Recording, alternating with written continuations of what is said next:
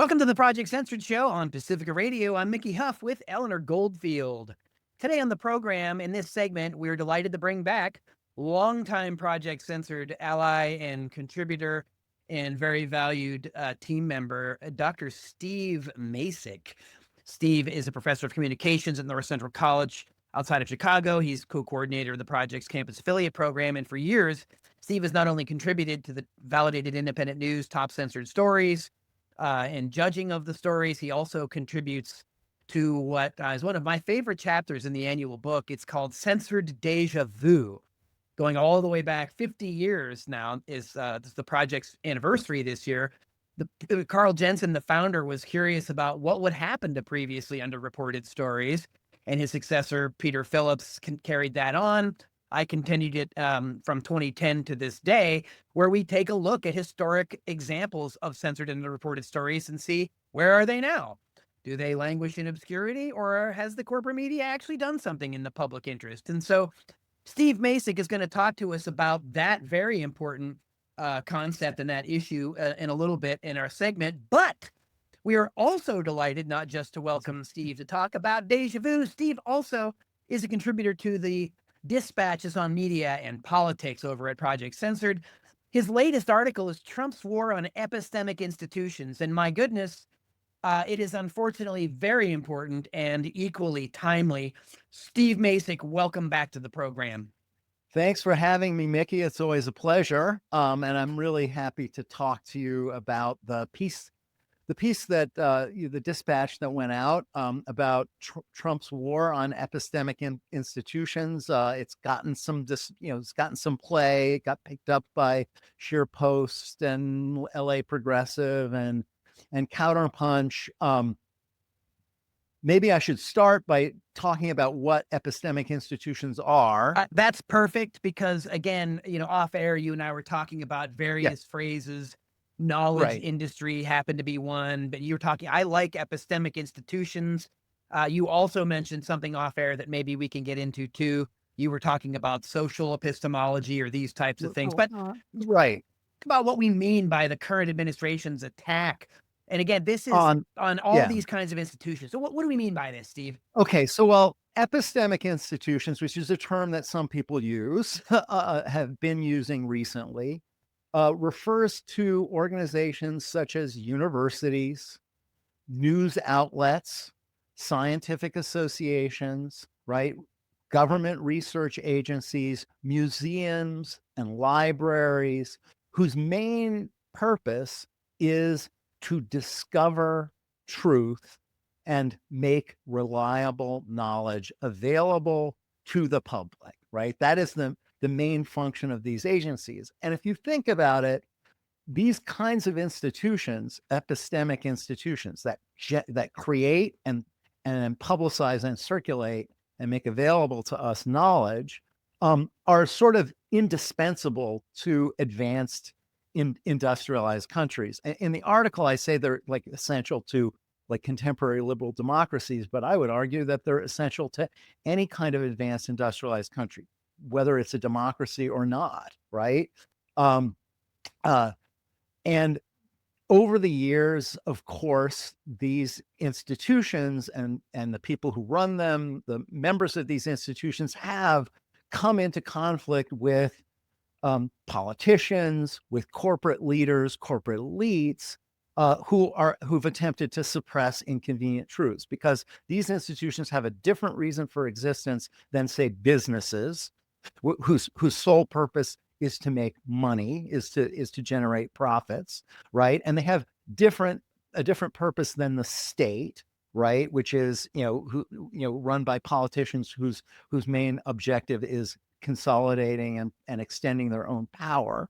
So frequently there have been throughout history conflicts between epistemic institutions and the state or government, and epistemic institutions and like private, powerful private actors like businesses, and sometimes epistemic institutions like universities, for example. I'm part of a college, have been hampered by like internal struggles.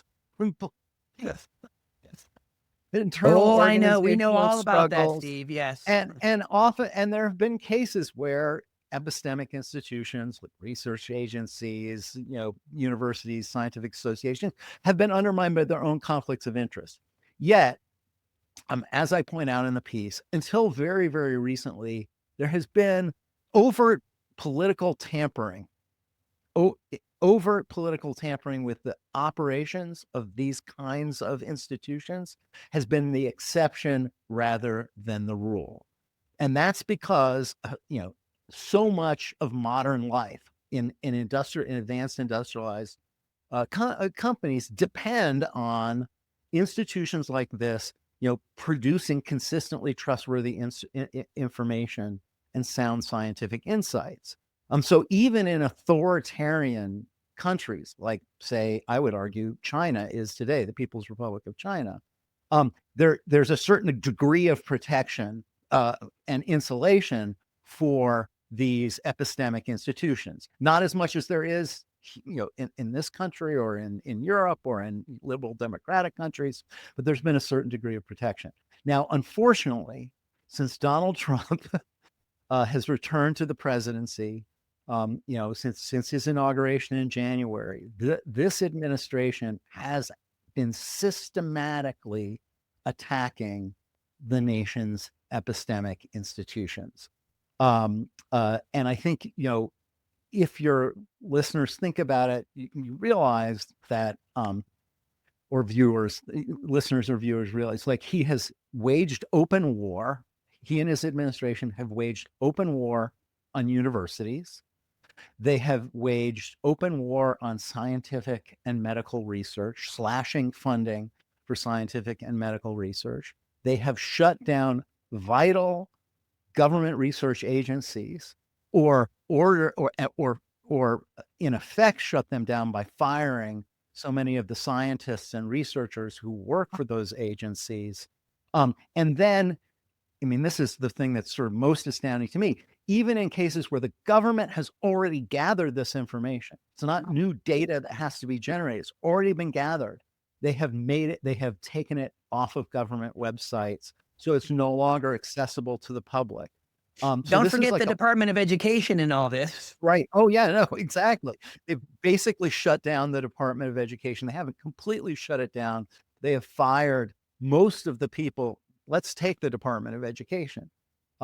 They have fired most of the people who were in the department that who dealt with research and statistics in the Department of Education, and they fired so many people and put a brought to a grinding halt so much research, so much gathering of educational data, that the Department of Education this June was not able to deliver to Congress a report that it is mandated to deliver to Congress, because they didn't have the data and they didn't have the personnel to analyze the data that they didn't have.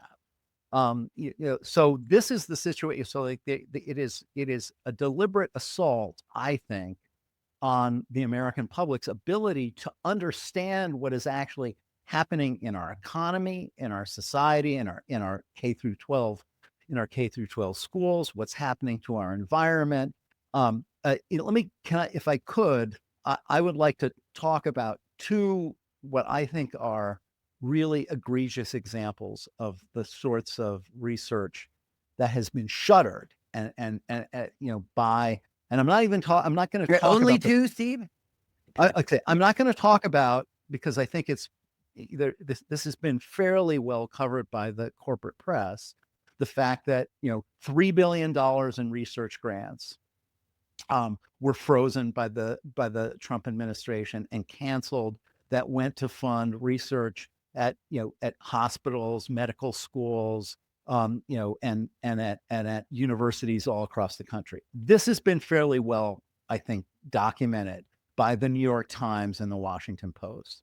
But not as well documented, I don't think, is the attack on government research agencies by the Trump administration. So, in May, it was reported by Tom Perkins of The Guardian that the Trump administration shut down 25 of the U.S. Geological Service's water science centers.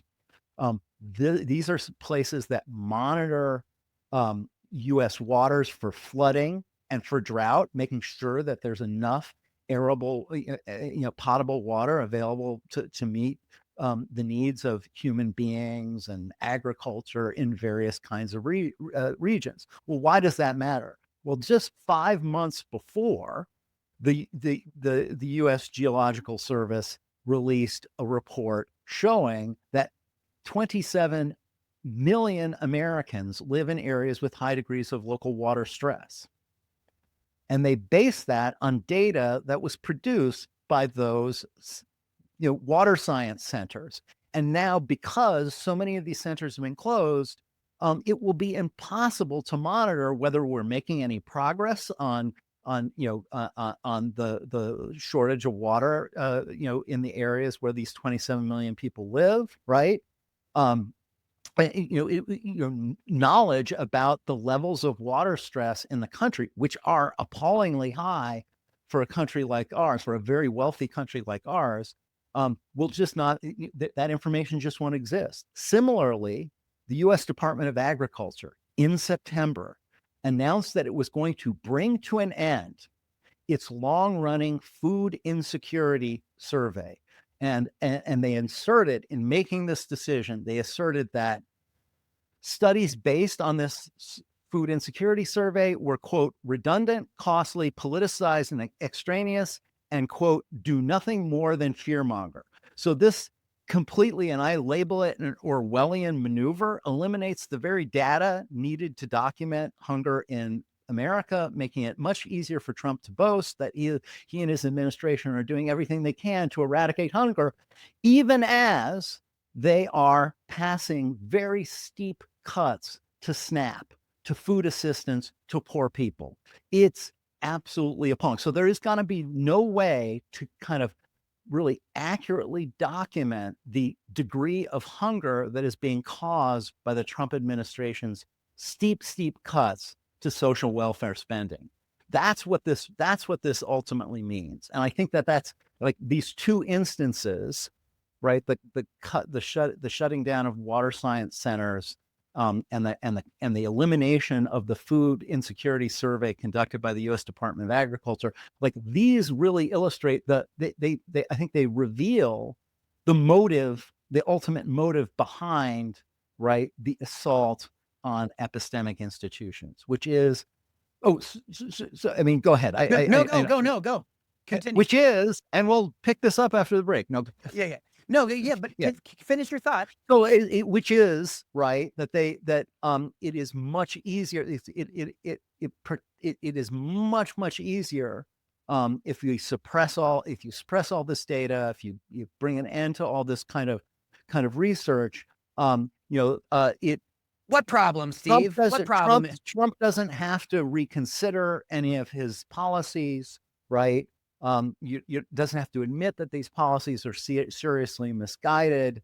And it's about more than just his ability to spin and fabricate without worrying about being contradicted, right? It serves also the interests of very powerful corporations and wealthy elites who benefit from public ignorance about a whole host of issues, about climate change, about worker exploitation, about environmental racism, about corporate malfeasance, about crimes against humanity maybe perpetuated by our geopolitical allies, right? All of those things are enabled by public ignorance. And so this is, I think, a deliberate effort to manufacture public ignorance that then allows a kind of frankly fascist form of governance to flourish. Steve, we love the poorly educated, said Donald Trump.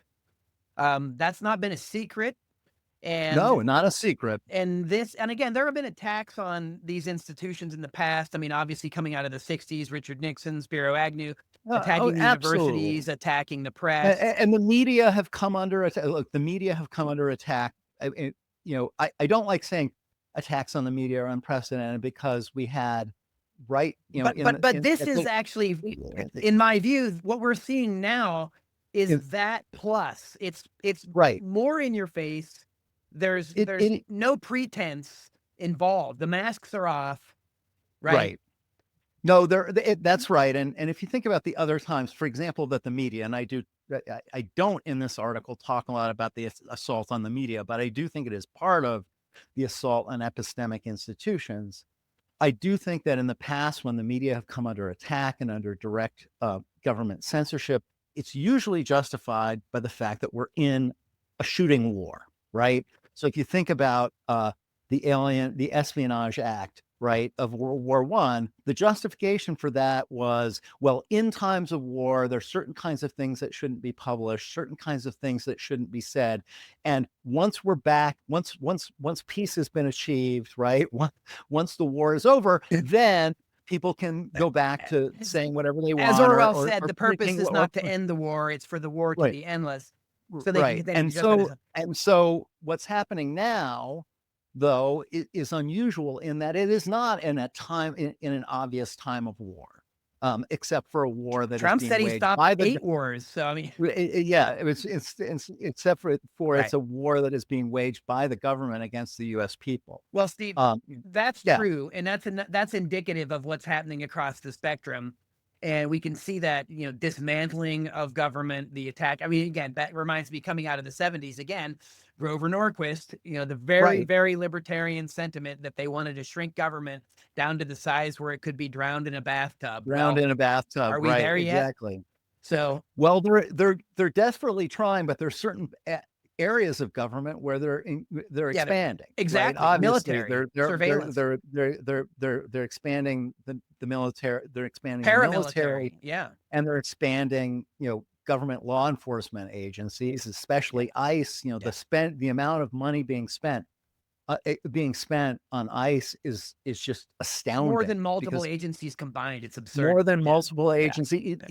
More is being spent on ICE than all other federal law enforcement agencies combined. Well, it shows us some priorities, doesn't it? And they're buying things like rocket launchers. Yeah. Yeah. Well, that goes back to the But 10-9. What is why it? The why does anyone need a rocket launcher to the enforce after but this go immigration after law? 9/11, I think it was the 1033 law. They changed the laws and they started to offload U.S. military supplies to local police Right. so that they could justify Exactly. Yeah. buying new things and ramp up Exactly. the domestic But paramilitary forces. Anyway, but it is, yeah. yeah. Anyway, but we're kind of just Sorry. fun on tangent Yeah, here, yeah. getting off on a Sorry. tangent. But yes, so anyway, I would encourage people, if they're interested in this piece that I wrote, it's on the Project Censored website. Sure. Again, it's Trump's War on Epistemic Institution. We continue by talking about your chapter to the State of the Free Press 2026 book that came out in November. It's the 50th anniversary edition for Project Censored. And you talk about déjà vu stories. In other words, I mentioned this at the top of the program just to remind folks if you missed it. Déjà Vu Censored Stories was started by our founder, Carl Jensen, who would go back and look at stories that were underreported or censored previously, but he would track them, right? Where are they now kind of stories? And sometimes it's they're nowhere. They've gone nowhere. But other times, Steve, you track it and you say, well, there has been some coverage, or the situation has changed, or the story has gone from the independent or alternative media and press, and it has now been picked up by the establishment media, and it's getting more attention, and we cheer that on.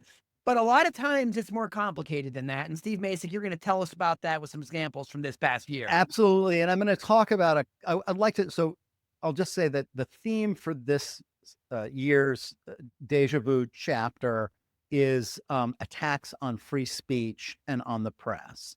And the reason for that is because, as we were talking about in the earlier segment, the Trump administration and Donald Trump have been waging war, especially on the news media. If you look at all the libel suits that they've brought, all the maneuvers by the FCC to kind of shutting down of the Corporation of Public Broadcasting, shut down the Corporation of Public Broadcasting, threatening to take TV networks licenses away because Donald Trump was unhappy with something that somebody said on the air.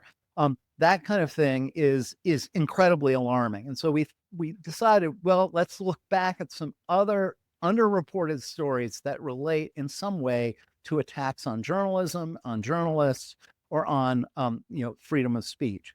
The first one I'd like to talk about is a story was originally reported by Sam Levin in The Guardian in 2019 about how Monsanto, the the agrochemical giant, which produces a quite controversial pesticide called Roundup, or is it herbicide called Roundup glyphosate, that has been the subject of a lot of lawsuits because there's been some proof, that some evidence that it is carcinogenic. That Monsanto was running an intelligence center to target journalists who were exposing the risks associated with Roundup. And what they were doing was just gathering all of this intelligence, specifically about one journalist who had written a book by the name of Gillum, who had written a book called Whitewash: The Story of the Weed Killer, Cancer, and the Corruption of Science, which was an expose, essentially, of Monsanto. The other reason why this story got some play when it was originally reported is that they also spied on recording artist and rock star Neil Young, who had made some comments about Monsanto, had made public criticisms of Monsanto. And so they were monitoring, his statements about them.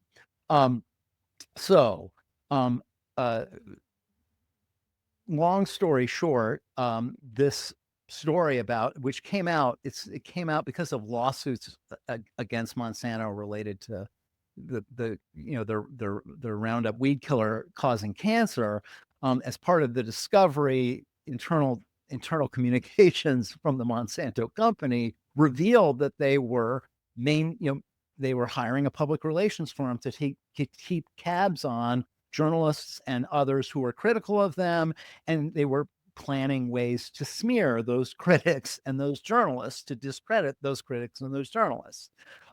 This did not get a ton of attention when it was when the story first broke. It mainly was, the main focus, or the main spotlight on the story was this article in the Guardian.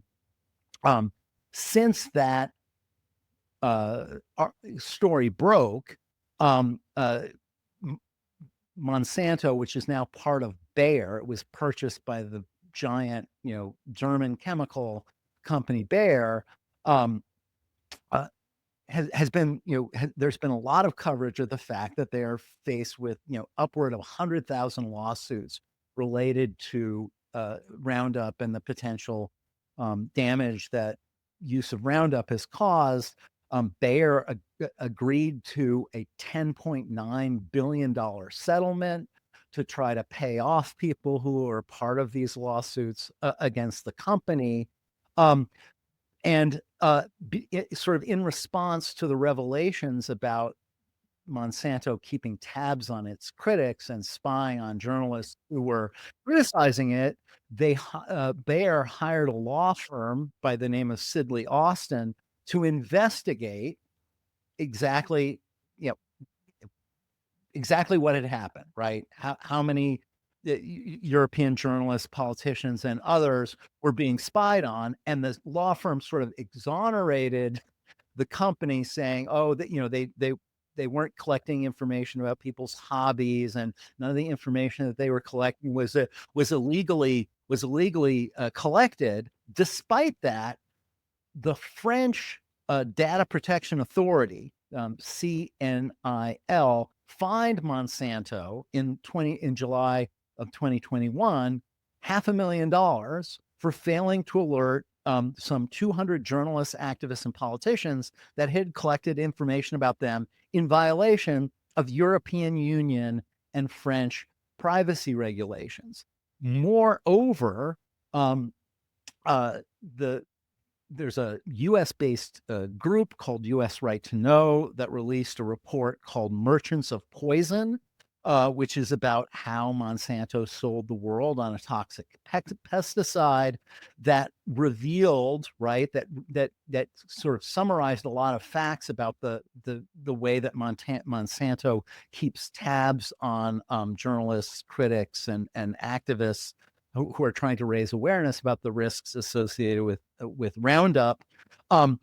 And more recently, in 2024, an investigation by The Guardian and Le Monde and other international media outlets revealed that a boutique PR firm employed by Monsanto, Vfluence, was gathering intelligence about influential critics of the pesticide, including food journalist, very famous and New York Times best-selling food journalist Michael Pollan, yes, making it available to pesticide and herbicide industry leaders via an online private portal.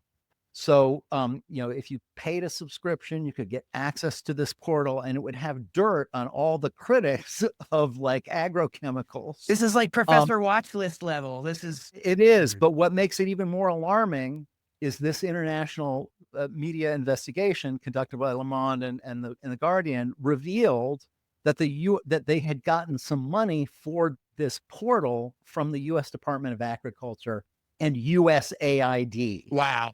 And then as soon as this was revealed, that Vfluence ceased operations. The minute it was revealed that this was being funded by USAID and the U.S. Department of Agriculture, the whole thing shut down. So that, I think, is a good example of why it's important to look back on these overlooked or underreported stories, because there oftentimes are very sensational developments. And this is incredibly sensational. And another element to this too, Steve, is Monsanto creates a product that causes harm that they lie about and try to cover up and beautify. And they're bought by Bayer, which is not just a chemical company, but they're also in health issues. Drug. So in other words, Monsanto creates the disease and Bayer creates the treatment. And then they pay people to be quiet about it, like they try to do with asbestos suits. Right. Yeah. And so so that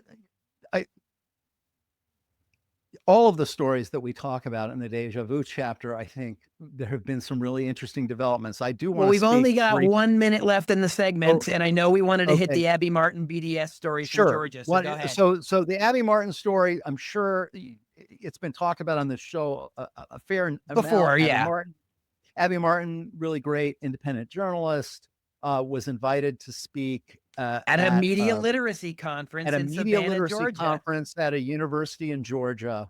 But she refused, and she was going to be paid, I don't know what, more than $1,000. She refused to sign a pledge that was required by an anti-boycott, divestment, and sanctions law in Georgia that said if you cannot work for the state of Georgia, you cannot be a contractor for the state of Georgia with a contract worth more than $1,000 if you do not pledge not to encourage people to boycott, sanction, or divest from Israel. And of course, Abby has covered that issue and has a film about has covered that issue extensively. She refused to sign the contract. Ultimately, the conference, the media literacy conference, never happened because she refused to. The irony of this is all profound, though. Yeah. Yeah. And she refused to speak. And then ultimately the organizers of the conference closed the conference down. She then brought a lawsuit against the state of Georgia, alleging that this anti-BDS law is a violation of her First Amendment rights because it is a form of government censorship, right? And so Abby technically won, but so she did win in court. That a judge found that the BDS law was a violation of her First Amendment rights, shouldn't have been forced.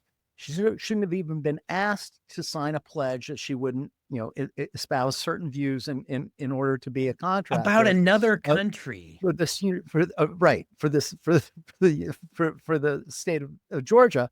Long story short, she won.